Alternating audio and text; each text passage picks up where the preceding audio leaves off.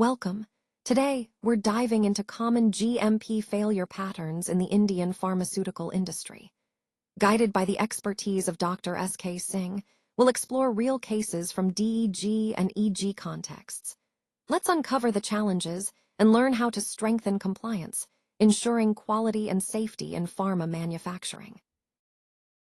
Today, we're diving into why contamination with DEG and EG is a major concern in good manufacturing practices. DEG stands for diethylene glycol, and EG is ethylene glycol, both toxic chemicals that should never replace pharmaceutical-grade ingredients like glycerin or propylene glycol. Contamination often happens when raw materials aren't properly checked, especially in oral liquids and pediatric syrups. This risk can travel all the way from the supplier to the patient. The key lesson: final product testing can't fix weak controls at the start. The World Health Organization has issued repeated warnings about this exact issue.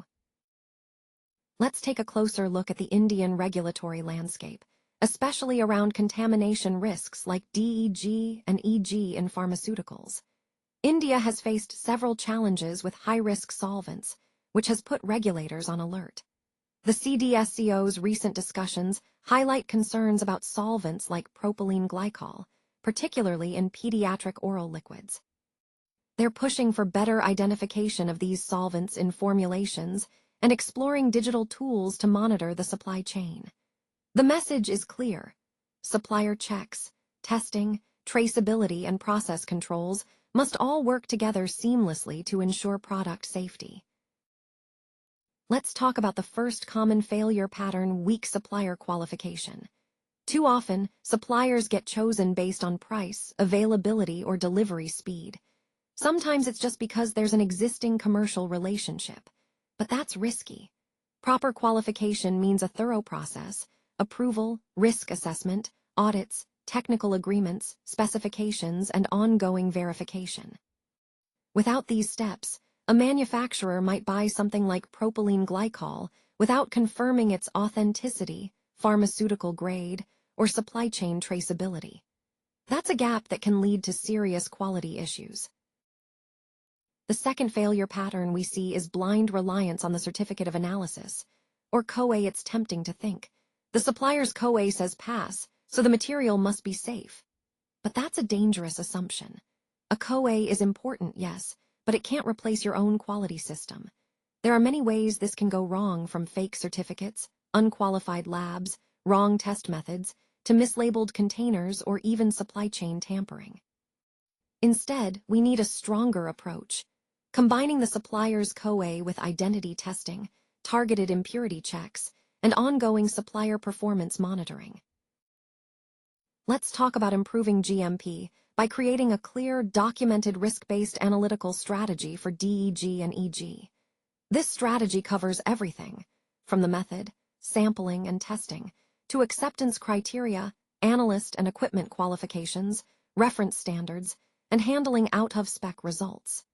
One major failure we see is inadequate testing for DEG and EG.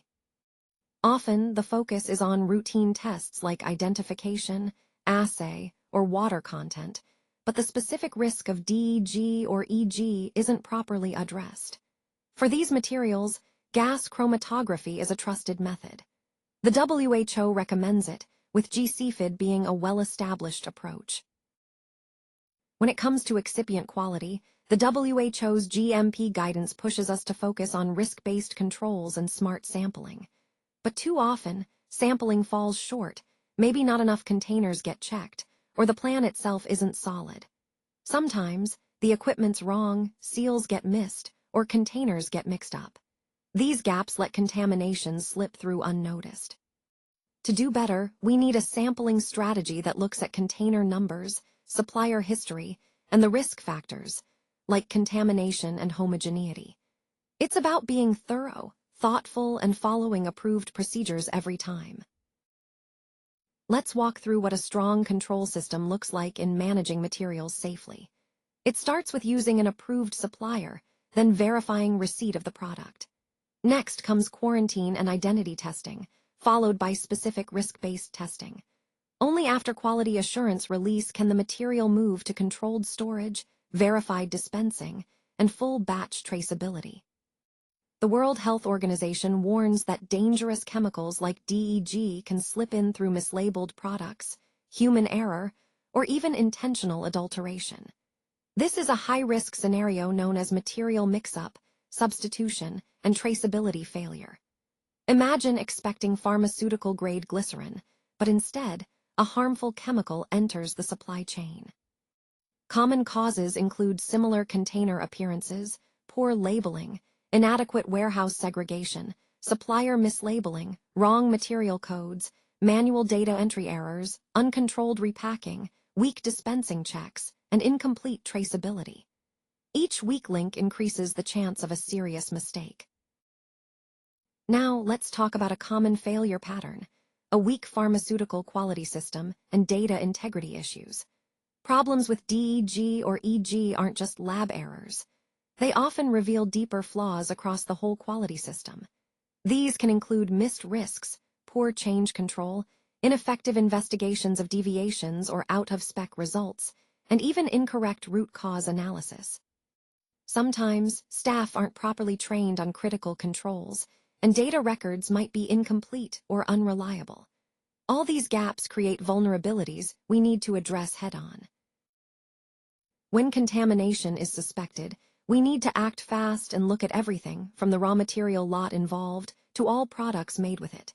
We trace the batch history, check distribution, export markets, retained samples, and any complaints or adverse events. Then, we consider recall requirements. Relying only on finished product testing is a weak safety net. Instead, a better prevention model starts with supplier qualification, moves through incoming material testing, and continues with strict controls at every step, all the way to market surveillance. The idea that passing routine tests means the raw material is safe is a dangerous misconception.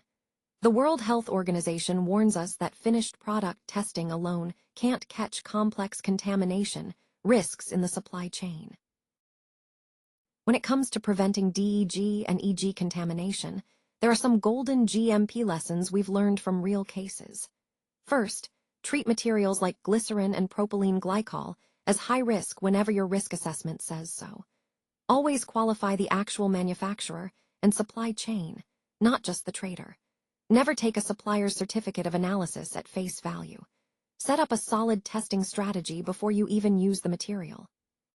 Use sampling plans backed by science and stop substitution or mislabeling before it happens. Keep full traceability from raw material all the way to finished product. Make sure your systems, supplier qualification, risk management, change control, out-of-spec investigations, corrective actions, and data integrity work together seamlessly. You need rapid batch genealogy and recall capabilities. Above all, put patient safety first ahead of cost, speed, or production goals.